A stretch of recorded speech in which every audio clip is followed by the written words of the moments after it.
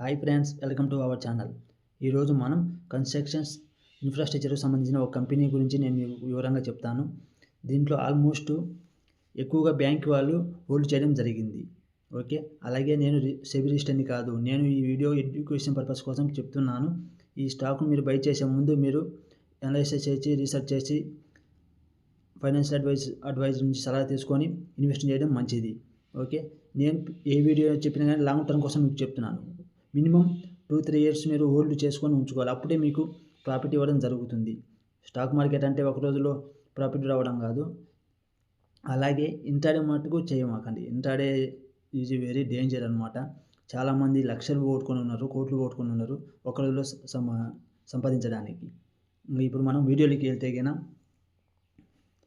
ఇది 1 డేలో చూసుకుంటే ఏం లేదు, నో చార్ట్ అవైలబుల్ ఉంది. అదే 5 డేస్లో చూసుకున్నట్లయితే -6% అనమాట. అలాగే 1 మంత్లో చూసుకుంటే -14% రిటర్న్ ఇవ్వడం జరుగుతుంది. 6 మంత్లో చూసుకుంటే కన్నా 28%. 6 మంత్లో 28% అనమాట. ఇప్పుడు మనం ఎక్కడైనా బ్యాంకులో కానీ ఎక్కడైనా డిపాజిట్ చేస్తే మనకు 6%, ఓకే 7% అంతకన్నా ఎక్కువ ఇవ్వరు అనమాట. కానీ అది 1 ఇయర్లో. కానీ ఇక్కడ 6 మంత్లో 6 నెలల్లో 28% ఇస్తుంది అనమాట. కానీ మంచి రిటర్న్స్ అనుకోవాలా. అలాగే ఇయర్ టు డేట్ చూసుకుంటే కన్నా 17%. అలాగే మ్యాక్సిమంలో 1 ఇయర్ చూసుకుంటే కన్నా పాస్ట్ 1 ఇయర్లో 5%. అంటే ఎక్కువ ఏమి కాస్ట్ ఏమి లేదు. 5 ఇయర్స్లో చూసుకుంటే అంటే 216%. అంటే నువ్వు 1,00,000 పెట్టింటే దీంట్లో 2,00,000 వచ్చేటి 5 ఇయర్స్లో. అలాగే మ్యాక్సిమం చూసుకుంటే కన్నా ఆల్ టైం చూసుకుంటే కన్నా 216% అనమాట. అంటే ఇప్పటికేమి ఈ స్టాక్ అయితే ఈ ట్రెండ్ అవ్వలేదు. ఇప్పటి నుంచి ట్రెండ్ అవుతుంది అనుకుంటున్నాను. ఎందుకంటే దీంట్లో మంచి బిజినెస్ ఉందన్నమాట. కంపెనీ పేరు వచ్చేసి ఎస్ఈపిసి. ఓకే, ఎస్ఈపిసి లిమిటెడ్ అనమాట. దీని 2000 ఇయర్స్ జూన్ 2020లో ఇన్కార్పొరేట్ చేయబడింది. దీని కంపెనీ బిజినెస్ మనం చూసుకున్నట్లయితే integrated solutions encompassing design, engineering, procurement, constructions and project management service in water, అలాగే process and metallurgy and infrastructure. ఇది మెయిన్ ఏంటంటే కన్స్ట్రక్షన్ అండ్ ఇన్ఫ్రాస్ట్రక్చర్లో వర్క్ చేయబడుతుంది. ఇది BSE NSE. Okay, BSE NSE రెండిట్లలో లిస్ట్ అయి ఉంది అనమాట. అలాగే దీని మార్కెట్ క్యాపిటల్ చూసుకున్నట్లయితే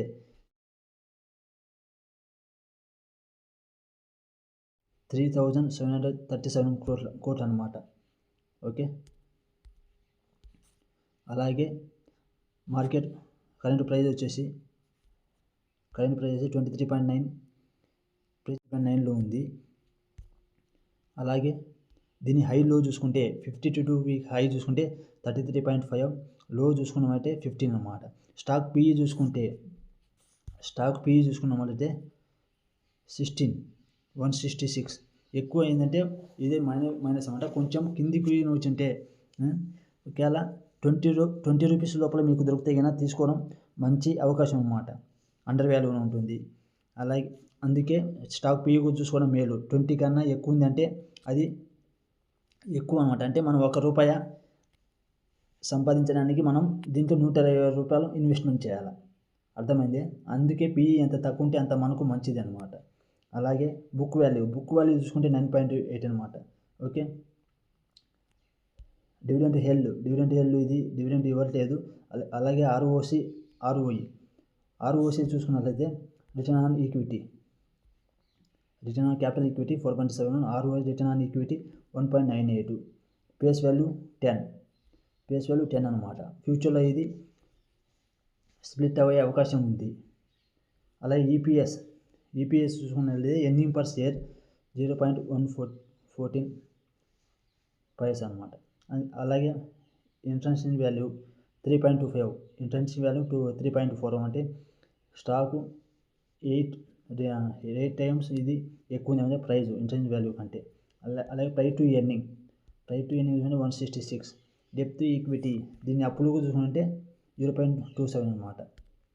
చాలా తక్కువ అప్పులు కూడా. రిజర్వ్ చూసుకుంటే కన్నా మెయిన్ మైనస్లో దీన్ని. ఇంకొకటి ఏంటంటే ఫాల్ట్ ఏంటంటే దీన్ని 143 కోట్లు మైనస్ ఉంది రిజర్వ్, సరేనా. ఓకే.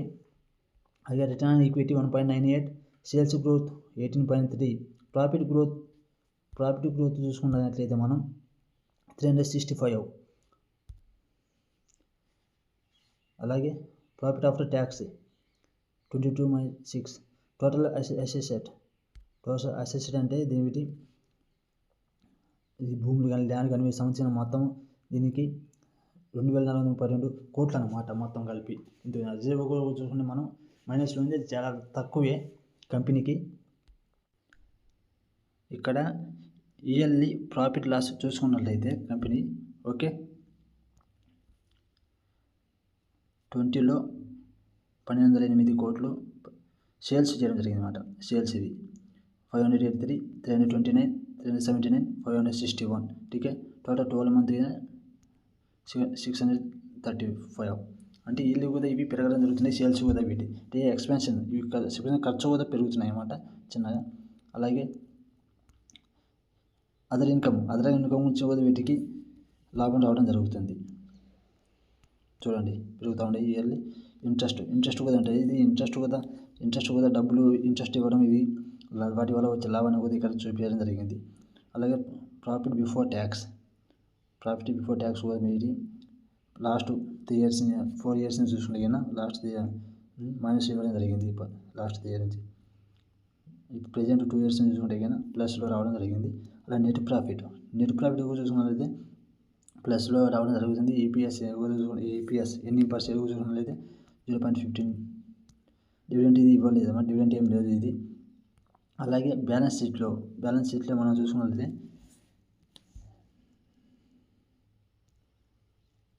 ఇయర్లీ కూడా ఇది క్యాపిటల్ ఇప్పుడు పెంచారు. 972, 1,322, 1,410. అలాగే సెప్టెంబర్ క్వార్టర్ చూసుకుంటే 564 అన్నమాట క్వార్టర్లీ చూసుకున్నట్లయితే బ్యాలెన్స్ షీట్.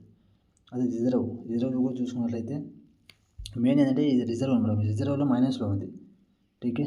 చూడు మైనస్లో ఉంది, -234, -235, -200. తర్వాత -43. ఈ క్వార్టర్లో చూసుకున్నట్లయితే మనం ఓకే ఈ క్వార్టర్లో చూసుకున్నట్లయితే -43. అంటే ఇది చిన్నగా రిజర్వ్ మైనస్లో ఉన్నది చిన్నగా తగ్గించుకుంటుంది అన్నమాట.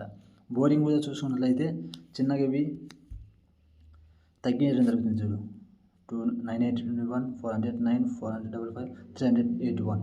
చిన్నగా ఇవి బోరింగ్ కూడా తగ్గించడం జరుగుతుంది. ఫిక్స్డ్ అసెసెట్ కూడా ఇక్కడ మనం చూస్తున్నాం 41, 36, 31, 28. అలాగే ఇన్వెస్ట్మెంట్ కూడా చేయడం జరుగుతుంది.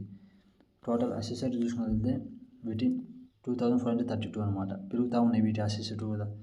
అలాగే క్యాష్ ఫ్లో అంటే ఇప్పుడు నార్మల్ అయితే మైనస్లో ఉంది. షేర్ హోల్డరింగ్ ప్యాటర్న్ చూసుకున్నట్లయితే ఇయర్లీ ప్రమోటర్ మెయిన్ దీంట్లో ఏంటంటే పెంచడం, తర్వాత తగ్గించడం. 2022లో 28.78, మళ్ళీ మార్చి 2023 31 పెంచారు. మళ్ళీ మార్చి 2024లో మళ్ళీ తగ్గించారన్నమాట. తర్వాత 2024లో ఇంక్రీజ్ చేయబడింది వీటి ప్రమోటర్ హోల్డింగ్. అలాగే ఫారెన్ ఇన్వెస్టర్ చూసుకుంటే కన్నా 0.20%, 0.19%, 0.47%, 0.76. ఇది వీళ్ళు పెంచడం జరుగుతుంది. ఫారెన్ ఇన్వెస్టర్స్ చూసుకుంటే కన్నా లాస్ట్ 4 years చూసుకుంటే. డొమెస్టిక్ ఇన్వెస్టర్స్ దీంట్లో మెయిన్ డొమెస్టిక్ ఇన్వెస్టర్లు ఏంటంటే మొత్తం ఎక్కువ బ్యాంకర్సే ఉన్నారు అన్నమాట. ఠీకే. ఫస్ట్ ఈ బ్యాంక్ 67 వీళ్ళు ఎక్కువ అమ్మేస్తున్నారు. ఓకే. డొమెస్టిక్ ఇన్వెస్టర్లో ఇప్పుడు 19% ఉంది. అలా పబ్లిక్ చూసుకున్నారంటే 46%. ఓకే అన్నమాట. ఎక్కడి నుంచి వచ్చిందంటే ఉజ్బెకిస్తాన్లోని తాష్కెంట్ నుంచి ఇక్కడికి జేవి హొంగరం సిమెంట్ అండ్ ఎంఎస్ఎస్ ఎల్ఎల్ఎస్ నుంచి 2,500 కోట్లకు ప్రాజెక్ట్ వచ్చింది. లేదా మన డాలర్స్ ఉంటే $325 million సిమెంట్ ప్రాజెక్టు వచ్చింది అన్నమాట. దీనికి కన్స్ట్రక్షన్ దీనికి చేసి పెట్టడానికి. ఓకే. అలాగే దీని ఎలా అంటే 3 million ton green field cement plant అనమాట. దీనికి ప్రాజెక్ట్ వచ్చింది. ఈ ప్రాజెక్టును 30 మంత్లో కంప్లీట్ చేసి ఇవ్వడం జరుగుతుంది. ఇలా కంపెనీకి ఆర్డర్లు మంచిగా వస్తూ ఉంటాయి అన్నమాట. అలాగే మనం కంపెనీ రీసెంట్గా ఏంటంటే ఇది authorised capital. Okay. Authorised share capital ఏంటంటే 2250 కోట్ల 1050 నుంచి 2250 కోట్లకు ఇది పెంచడం జరుగుతుంది. దీనివల్ల ఏంటంటే కొత్త ఇన్వెస్టర్లు వస్తారు. ఓకే, వాటి వచ్చిన డబ్బులు అనేది ఇది ఇంకా దీని బ్రాంచెస్ని ఇంకా విస్తరించుకుంటారు అన్నమాట. ఇది కూడా మంచి బెనిఫిట్ అని చూసుకోవాలి కంపెనీకి. కంపెనీ ఇయర్లీ మనము రెవెన్యూ చూసుకున్నట్లయితే ఓకే 2020లో 1207 crore, 2021లో 582, అలాగే 2022లో 329 crore, అదే 2023లో 378, 2024లో 560 అనమాట. లాస్ట్ 2 years చూసుకుంటే ఈ ఇయర్ మంచి రెవెన్యూ ఇవ్వడం జరిగింది కంపెనీ. అలాగే నెట్ ప్రాఫిట్ చూసుకున్నట్లయితే లాస్ట్ 4 years నుంచి మైనస్ ఇవ్వడం జరిగింది చూసారా. కానీ ఇప్పుడు ప్రజెంట్ 2024లో 22 crore నెట్ ప్రాఫిట్ ఇవ్వడం జరిగింది. అలాగే ఈపీఎస్ ఎర్నింగ్ పర్ షేర్ కూడా ఇది లాస్ట్ 4 years నుంచి మైనస్ ఇవ్వడం జరిగింది. కానీ 2024లో ప్లస్ ఇవ్వడం జరిగింది 0.17. అలాగే BVPS book value per share అనమాట. Book value per share okay 2020లో 12.20, అలాగే 2021లో 10.35, 2022లో 7.61, 2023లో 8.23, 2024లో 8.60 అనమాట పర్ షేర్కు. ROE రిటర్న్ ఆన్ ఈక్విటీ అనేది లాస్ట్ 4 yearsలో మనం చూసుకున్నట్లయితే మైనస్. కానీ ఇప్పుడు ప్రెజెంట్ 2024లోనే ప్లస్ అనమాట 1.88 రిటర్న్ ఆన్ ఈక్విటీ ఇవ్వడం జరిగింది. అలాగే డెప్త్ ఈక్విటీ అంటే ఇవి అప్పులు అనమాట. వీటి అప్పులు చూసుకున్నట్లయితే చాలా తగ్గించుకుంటుంది ఇయర్లీ. ఫస్ట్ 2020లో 0.56 నుంచి 0.79 పెరగడం జరిగింది. అదే 2022లో 1.33 కోట్లు పెరగడం జరిగింది. కానీ ఇప్పుడు 2024లో కాన్స్టెంట్ ఉన్నమాట 0.37 కోట్లు తగ్గించుకోవడం జరిగింది.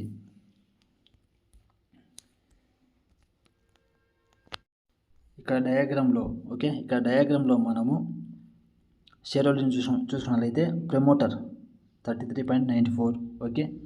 అలాగే ఫారెన్ ఇన్స్టిట్యూటర్ 0.76 ఓకే.